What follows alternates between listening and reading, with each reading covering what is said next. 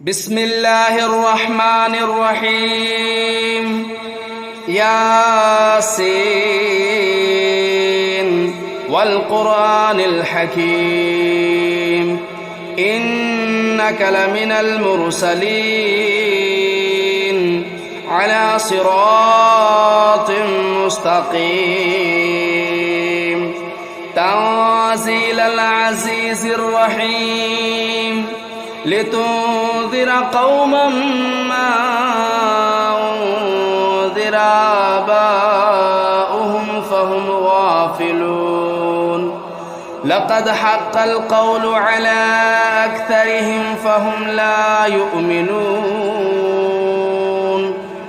إنا جعلنا في أعناقهم أغلالا فهي إلى الأذقان فهم مقمحون وجعلنا من بين أيديهم سدا ومن خلفهم سدا فأغشيناهم فهم لا يبصرون وسواء عليهم أنذرتهم أم لم تنذرهم لا يؤمنون إنما تنذر من اتبع الذكر وخشي الرحمن بالغيب فبشره بمغفرة وأجر كريم إنا نحن نحيي الموتى ونكتب ما قدموا وآثارهم وكل شيء أحصيناه في إمام مبين واضرب لهم مثلا أصحاب القرية إذ جاءها المرسلون إذ أرسلنا إليهم اثنين فكذبوهما فعززنا بثالث فقالوا إنا إليكم مرسلون قالوا ما أنتم إلا بشر مثلنا وما أنزل الرحمن من شيء إن أنتم إلا تكذبون قالوا ربنا يعلم إنا إليكم لمرسلون وما علينا إلا البلاغ المبين قالوا إنا تطيرنا بكم لئن لم تنتهوا لنرجمنكم وليمسنكم منا عذاب عليم قالوا طائركم معكم أئن ذكرتم بل أنتم قوم مسرفون وجاء من أقصى المدينة رجل يسعى قال يا قوم اتبعوا المرسلين اتبعوا من لا يسألكم أجرا وهم مهتدون وما لي لا أعبد الذي فطرني وإليه ترجعون أتخذ من دونه آلهة إن يردني الرحمن بضر لا تغن عني شفاعتهم شيئا ولا ينقذون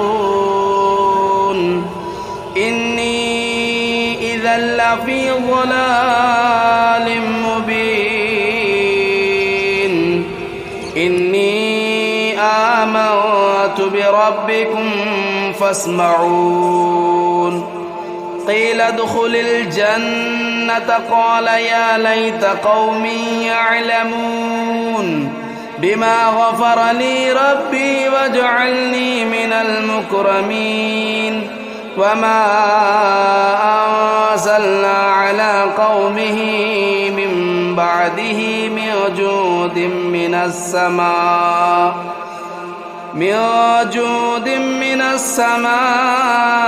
وما كنا منزلين إن كانت إلا صيحة واحدة فإذا هم خامدون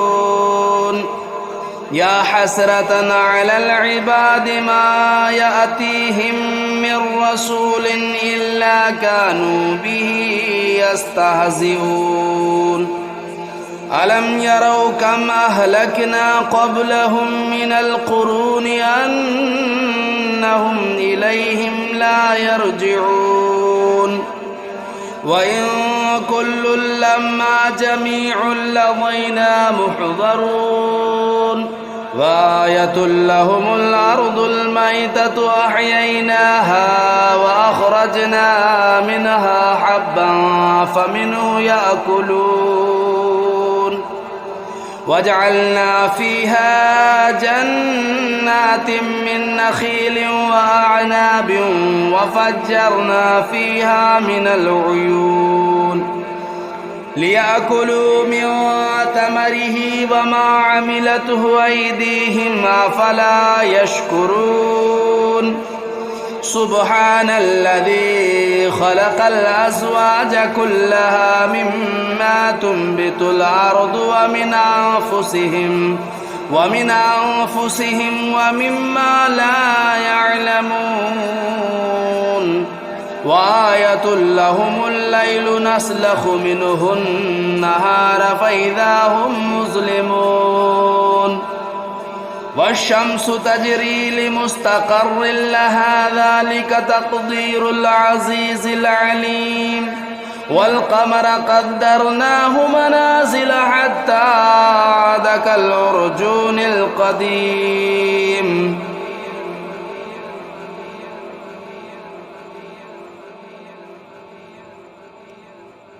والشمس تجري لمستقر لها ذلك تقدير العزيز العليم والقمر قدرناه منازل حتى عاد كالعرجون القديم لا الشمس ينبغي لها أن تدرك القمر ولا الليل سابق النهار وكل في فلك يسبحون وآية لهم أنا حملنا ذريتهم في الفلك المشحون وخلقنا لهم من مثله ما يركبون وإن نشأ نغرقهم فلا صريخ لهم ولا هم ينقذون إلا رحمة منا ومتاعا إلى حين وإذا قيل لهم اتقوا ما بين أيديكم وما خلفكم لعلكم ترحمون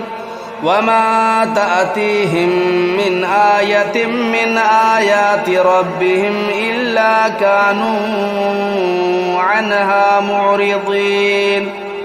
وإذا قيل لهم أنفقوا مما رزقكم الله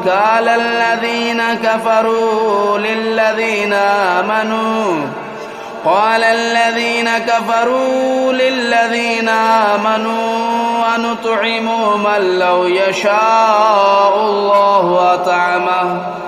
إن أنتم إلا في ضلال مبين ويقولون متى هذا الوعد إن كنتم صادقين ما ينظرون إلا صيحة واحدة تأخذهم وهم يخصمون فلا يستطيعون توصية ولا إلى أهلهم يرجعون ونفخ في الصور فإذا هم من الأجداث إلى ربهم ينسلون قالوا يا ويلنا من بعثنا من مرقدنا هذا ما وعد الرحمن وصدق المرسلون إن كانت إلا صيحة واحدة فإذا هم جميع لدينا محضرون فاليوم لا تظلم نفس شيئا ولا تجزون إلا ما كنتم تعملون إن أصحاب الجنة اليوم في شغل فاكهون هم وأزواجهم في ظلال على الأرائك متكئون لهم فيها فاكهة ولهم ما يدعون سلام قولا من رب رحيم وامتازوا اليوم أيها المجرمون ألم أعهد إليكم يا بني آدم ألا تعبدوا الشيطان إنه لكم عدو مبين وأن اعبدوني هذا صراط مستقيم ولقد أضل منكم جبلا كثيرا أفلم تكونوا تعقلون هذه جهنم التي كنتم توعدون اصلوها اليوم بما كنتم تكفرون اليوم نختم على أفواههم وتكلمنا أيديهم وتشهد أرجلهم بما كانوا يكسبون ولو نشاء لطمسنا على أعينهم فاستبقوا الصراط فأنى يبصرون ولو نشاء لمسخناهم على مكانتهم فما استطاعوا مضيا ولا يرجعون ومن نعمره ننكسه في الخلق أفلا يعقلون وما علمناه الشعر وما ينبغي له إن هو إلا ذكر وقرآن مبين لينذر من كان حيا ويحق القول على الكافرين أولم يروا أنا خلقنا لهم مما عملت أيدينا أنعاما فهم لا مالكون وذللناها لهم فمنها ركوبهم ومنها يأكلون ولهم فيها منافع ومشارب أفلا يشكرون واتخذوا من دون الله آلهة لعلهم ينصرون لا يستطيعون نصرهم وهم لهم جند محضرون فلا يحزنك قولهم إنا نعلم ما يسرون وما يعلنون أولم ير الإنسان أنا خلقناه من نطفة فإذا هو خصيم مبين وضرب لنا مثلا ونسي خلقه قال من يحيي العظام وهي رميم قل يحييها الذي أنشأها أول مرة وهو بكل خلق عليم الذي جعل لكم من الشجر الأخضر نارا فإذا أنتم منه توقدون أوليس الذي خلق السماوات والأرض بقادر على أن يخلق مثلهم بلى وهو الخلاق العليم إنما أمره إذا أراد شيئا أن يقول له كن فيكون فسبحان الذي بيده ملكوت كل شيء وإليه ترجعون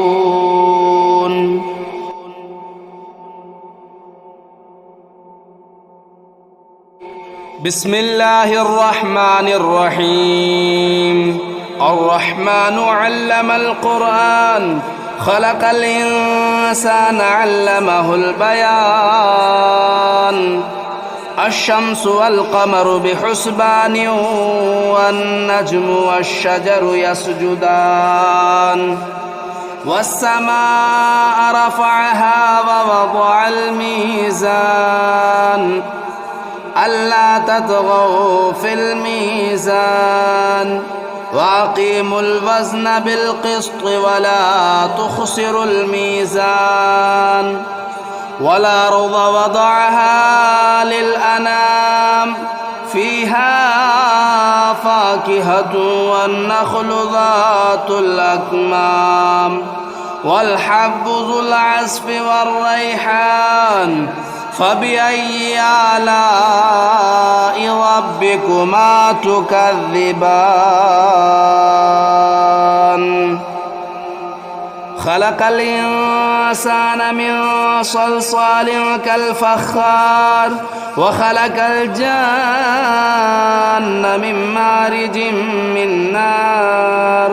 فبأي آلاء ربكما تكذبان رب المشرقين ورب المغربين فبأي آلاء ربكما تكذبان مرج البحرين يلتقيان بينهما برزخ لا يبغيان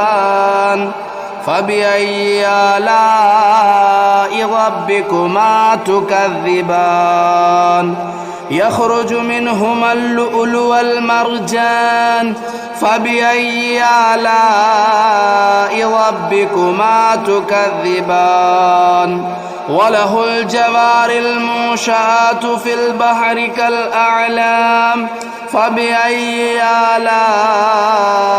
ربكما تكذبان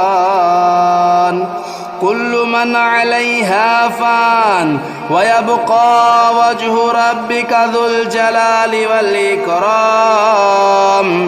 فبأي آلاء ربكما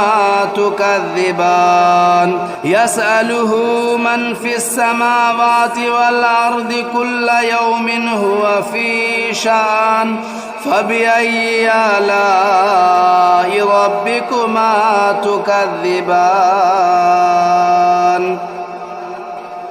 سنفرغ لكم أيها الثقلان فبأي آلاء ربكما تكذبان يا معشر الجن والإنس إن استطعتم أن تنفذوا من أقطار السماوات والأرض فانفذوا لا تنفذون إلا بسلطان فبأي آلاء ربكما تكذبان يرسل عليكما شواظ من نار ونحاس فلا تنتصران فبأي آلاء ربكما تكذبان فإذا انشقت السماء فكانت وردة كالدهان فبأي آلاء ربكما تكذبان فيومئذ لا يسأل عن ذنبه إنس ولا جان فبأي آلاء ربكما تكذبان يعرف المجرمون بسيماهم فيؤخذوا بالنواصي والأقدام فبأي آلاء ربكما تكذبان هذه جهنم التي يكذب بها المجرمون يطوفون بينها وبين حميم آن فبأي آلاء ربكما تكذبان ولمن خاف مقام ربه جنتان فبأي آلاء ربكما تكذبان ذواتا أفنان فبأي آلاء ربكما تكذبان فيهما عينان تجريان فبأي آلاء ربكما تكذبان فيهما من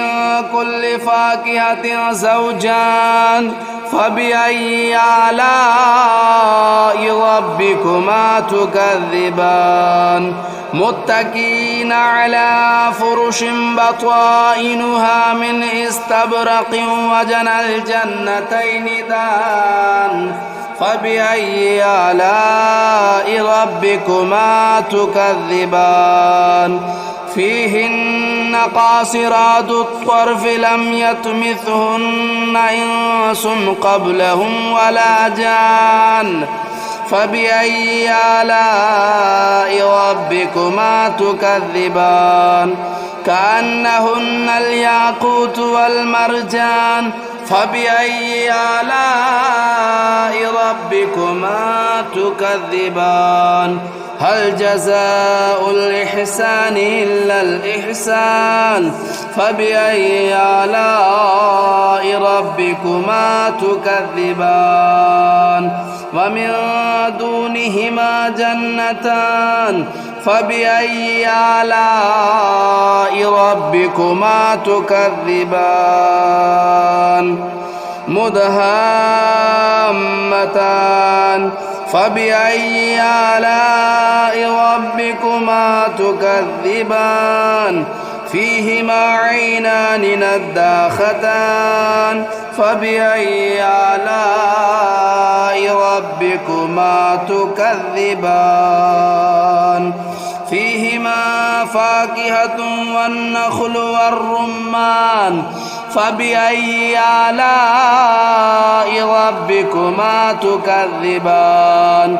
فيهن خيرات حسان فبأي آلاء ربكما تكذبان حور مقصورات في الخيام فبأي آلاء ربكما تكذبان لم يطمثهن إنس قبلهم ولا جان فبأي آلاء ربكما تكذبان متكئين على رفرف خضر وبخري حسان فبأي آلاء ربكما تكذبان تبارك اسم ربك ذو الجلال والإكرام بسم الله الرحمن الرحيم تبارك الذي بيده الملك وهو على كل شيء قدير الذي خلق الموت والحياة ليبلوكم أيكم أحسن عملا وهو العزيز الغفور الذي خلق 7 سماوات طباقا ما ترى في خلق الرحمن من تفاؤت فارجع البصر هل ترى من فتور ثم ارجع البصر كرتين ينقلب إليك البصر خاسئا وهو حسير ولقد زينا السماء الدنيا بمصابيح وجعلناها رجوما للشياطين وأعتدنا لهم عذاب السعير وللذين كفروا بربهم عذاب جهنم وبئس المصير إذا ألقوا فيها سمعوا لها شهيقا وهي تفور تكاد تميز من الغيظ كلما ألقي فيها فوج سألهم خزنتها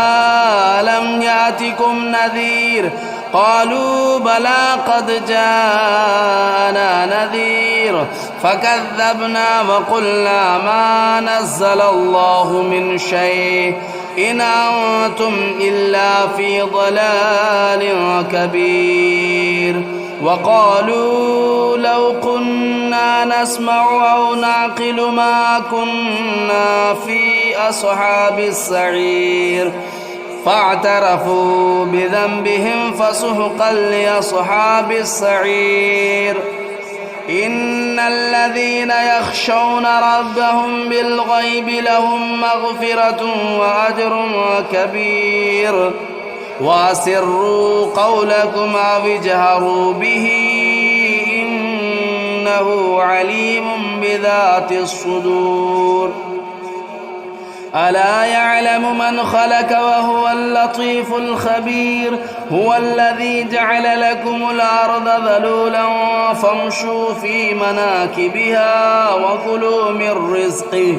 وإليه النشور أأمنتم من في السماء أن يخسف بكم الأرض فإذا هي تمور أم أمنتم من في السماء أن يرسل عليكم حاصبا فستعلمون كيف نذير ولقد كذب الذين من قبلهم فكيف كان نكير أولم يروا إلى الطير فوقهم صافات ويقبضن ما يمسكهن إلا الرحمن إنه بكل شيء بصير أمن هذا الذي هو جند لكم ينصركم من دون الرحمن إن الكافرون إلا في غرور أمن هذا الذي يرزقكم إن أمسك رزقه بل لجوا في عتو ونفور أفمن يمشي مكبا على وجهه أهدى أمن يمشي سويا على صراط مستقيم قل هو الذي أنشأكم وجعل لكم السمع والأبصار والأفئدة قليلا ما تشكرون قل هو الذي ذرأكم في الأرض وإليه تهشرون ويقولون متى هذا الوعد إن كنتم صادقين قل إنما العلم عند الله وإنما أنا نذير مبين فلما رأوه زلفة سيئت وجوه الذين كفروا وقيل هذا الذي كنتم به تدعون قل أرأيتم إن أهلكني الله ومن معي أو رحمنا فمن يجير الكافرين من عذاب أليم قل هو الرحمن آمنا به وعليه توكلنا فستعلمون من هو في ضلال مبين قل أرأيتم إن أصبح ماؤكم غورا فمن يأتيكم بماء معين